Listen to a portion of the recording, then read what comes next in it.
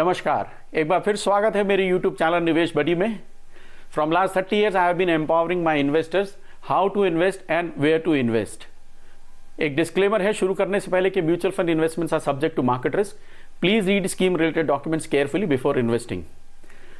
आज इस वीडियो में हम डिस्कस करेंगे टाइप्स ऑफ टैक्सेस जो कि आपके इक्विटी म्यूचुअल फंड्स की कमाई पर लगते हैं, और डिस्कस करेंगे कि इन टैक्सेस से हम कैसे बच सकते हैं या इनको कैसे कम किया जा सकता है। तो शुरू करने से पहले आप सभी से रिक्वेस्ट है कि अभी तक अगर आपने मेरा चैनल सब्सक्राइब नहीं किया है तो उसे सब्सक्राइब कर लें और बेल आइकन को दबा दें, और इस वीडियो को लास्ट तक जरूर देखें, काफी इंटरेस्टिंग रहने वाली है ये video. Positive difference in sale and purchase price of mutual funds units.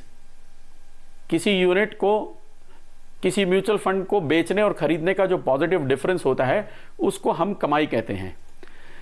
इस म्यूचुअल फंड की कमाई को हम गेन भी कह सकते हैं, गेन ऑन म्यूचुअल फंड्स। इसको हम बोल सकते हैं profit on sale of mutual funds. इसको हम बोल सकते हैं growth on sale of mutual fund, या इसको हम बोल सकते हैं income on mutual funds. Profit और ग्रोथ हमें इक्विटी म्यूचुअल फंड्स में दो तरीके से मिलती है। नंबर 1 मिलती है हमारे को डिविडेंड के रूप में, दूसरी हमारे को मिलती है ग्रोथ के रूप में। Dividend is shared with the investors only if it is a dividend option mutual fund. Dividend received on mutual funds are taxed.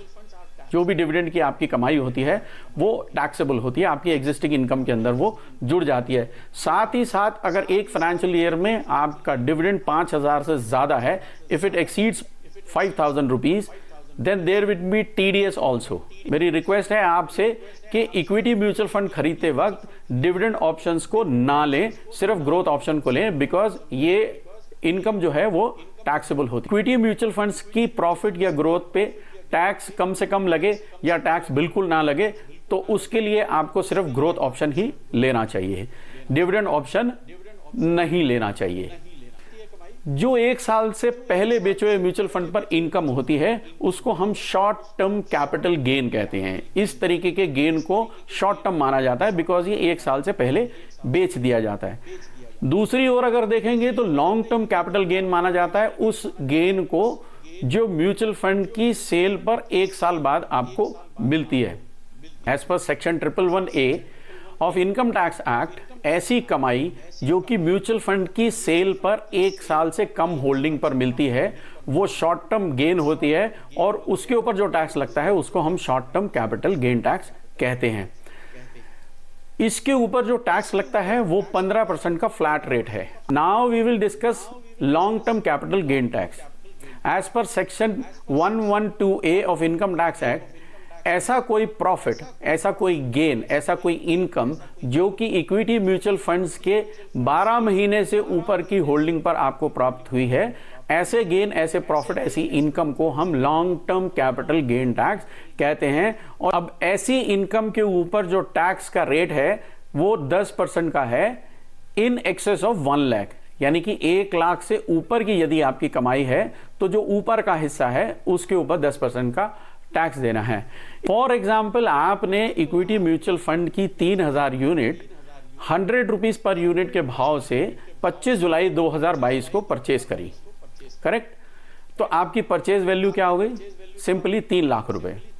अब यही सारी यूनिट आपने देखा कि थोड़ा सा प्रॉफिट आ रहा है, तो आपने 2 अगस्त 2023 को ये सारी यूनिट 130 रुपए के भाव से बेच दी। तो सेल वैल्यू कितनी हो गई अब आपकी? 3,90,000 रुपए। तो अब इसकी टैक्स कैलकुलेशन को हम देखेंगे कि यूनिट जो हमने परचेज करी वो 3 लाख रुपए की करी, यूनिट हमने बेची 3,90,000 रुपए की। प्रॉफिट जो हमारे पास आया वो कितना आया? वो 90,000 का प्रॉफिट आया। अब हम देखेंगे इनकी डेट क्या है परचेज की।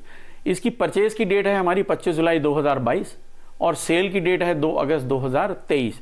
तो इनके बीच का जो डिफरेंस है वो 1 साल से ज्यादा का है, यानी कि परचेज डेट और सेल डेट में जो डिफरेंस है it is more than 365 days. तो अब इसके ऊपर टैक्स जो आएगा वो 0 आएगा। क्यों 0 आएगा? क्योंकि ये जो लॉन्ग टर्म इनकम है ये 1 लाख से कम है। यदि 1 लाख से ज्यादा होती तो टैक्स कैलकुलेट होता, और ये 1 साल से ज्यादा होल्डिंग पर हमें प्राप्त हुई है।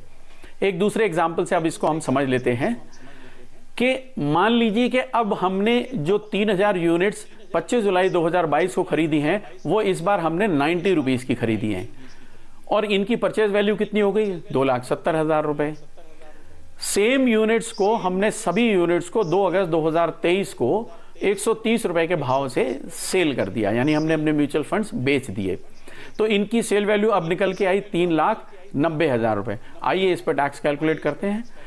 यूनिट परचेज हुई है 2,70,000 रुपये की, यूनिट सोल्ड हुई हैं 3,90,000 रुपये की, और प्रॉफिट जो गेन इसके अंदर आया है वो हमारा आया है 1,20,000 रुपये का, यानी कि हमारा जो गेन है वो 1.2 लाख का है। अब परचेज डेट देखते हैं तो 25 जुलाई 2022 है, वही वाली है। सेल डेट भी सेम है, 2 अगस्त 2023 है, और यूनिट हमने यहाँ पे भी 1 साल से ज़्यादा होल्ड करी है और उसमें हमें जो प्रॉफिट हुआ है वो 1,20,000 रुपये का हुआ है। आइए अब हम टैक्स कैलकुलेट करके देखते हैं कि कितना टैक्स पड़ेगा हमारे ऊपर। गेन माइनस 1 लाख, 1,20,000 रुपये का हमारा गेन है। जो एग्जेम्पशन हमको मिलेगी वो मिलेगी 1 लाख रुपए की। तो हमारा जो एक्चुअल गेन हुआ, जो टैक्सेबल गेन हुआ वो 20,000 रुपये का है। इसके ऊपर हमारे को 10% का टैक्स देना है। 20,000 के ऊपर 10% का टैक्स कितना बनता है? सिर्फ 2,000 रुपये। तो अब आप ये इमेजिन कर सकते हैं कि 1,20,000 रुपये की कमाई के ऊपर आपको जो टैक्स देना है वो सिर्फ 2,000 रुपीज़ का देना है। ये जो टैक्स आपको देना है ये irrespective of your tax bracket है। अब इंपॉर्टेंट सवाल ये है कि इस long term capital gain tax से कैसे बचा जाए या हमारे ऊपर इसकी लायबिलिटी कम से कम पड़े। इसको भी एक एग्जाम्पल के रूप में समझते हैं कि अगर आपका म्यूचुअल फंड का यानी कि इक्विटी म्यूचुअल फंड का पोर्टफोलियो 7 लाख रुपए का है किसी एक पर्टिकुलर डेट पे, और उसके ऊपर आपको 15% की एनुअल ग्रोथ मिली है।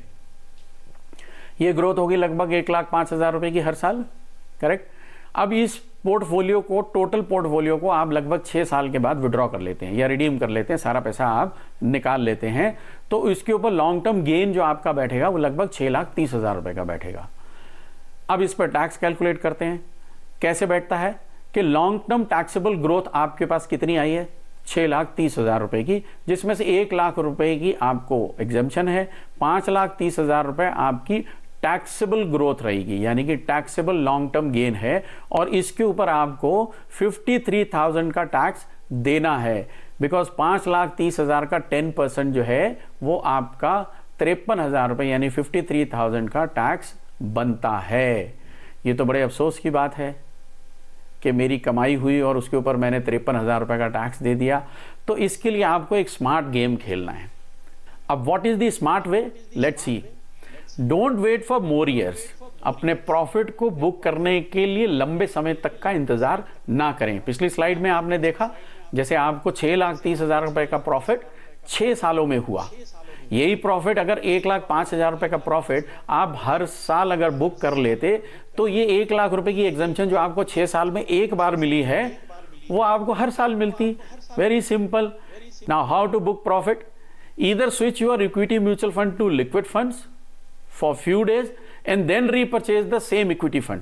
मान लीजिए कि किसी एक इक्विटी फंड में आपका पोर्टफोलियो है और उसमें आपने देखा कि एक टेंटेटिव गेन जो आ रहा है वो लगभग 1 लाख रुपए से ऊपर का आ रहा है, तो आपने क्या करना है कि उस इक्विटी म्यूचुअल फंड से निकल कर स्विच हो जाइए किसी डेट फंड में। आपको पैसे की जरूरत तो है नहीं, तो इक्विटी फंड से निकल के किसी डेट फंड के अंदर आ जाइए या किसी लिक्विड फंड के अंदर आ जाइए, और 2, 4, 5 दिन के बाद, 10 दिन के बाद जब आपका मन करे वापस उसको सेल करके इक्विटी फंड में आ जाइए।